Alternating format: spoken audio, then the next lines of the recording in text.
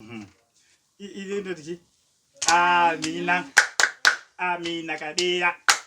Simone. All right, this was Amina wanshanza.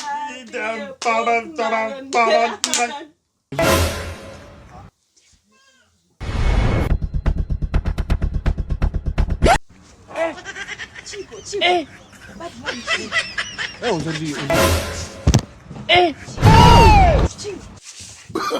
Oh, no.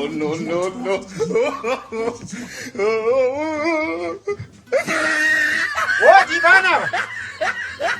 Kishideo. Apana. Shikai zvenyu. Amai saka muri kutoningirika henyu muri busy asi. Mwemdo ndiite kutodini. Ndadirumbo. Tsvaira kuti pachene panapo. All right. Mangwanani kana.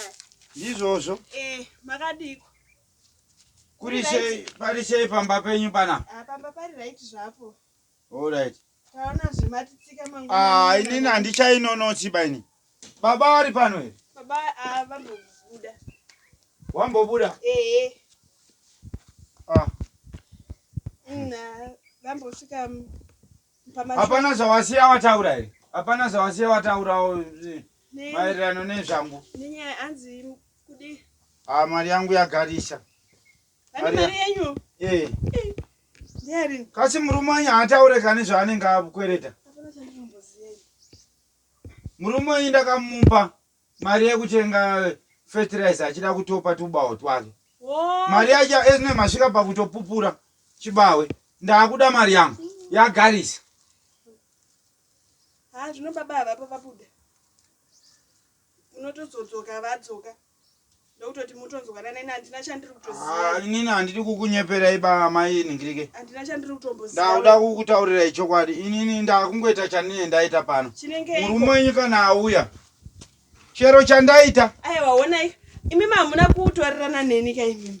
Saka muri kuti ndikuda kutora imimi. Aiwa right. Mukati hanzona hamuna chamaitana neni muri kuti ndikuda imimi. Baba vauya munozochita semozodzoka mopedzerana nawo. Handipedzerane nawo because ichagwarisa chikwereti changu.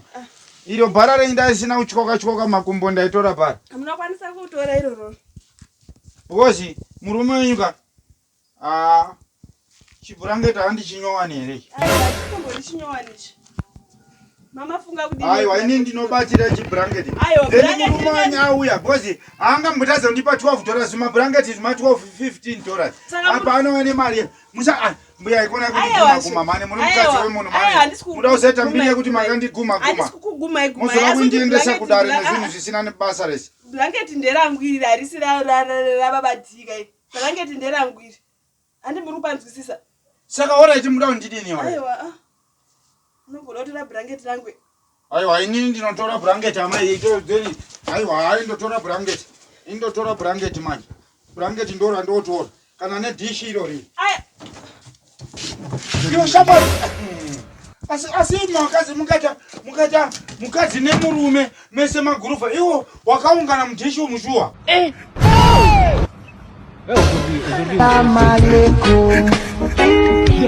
Alaikum. Usade kudaro mari yangu ya.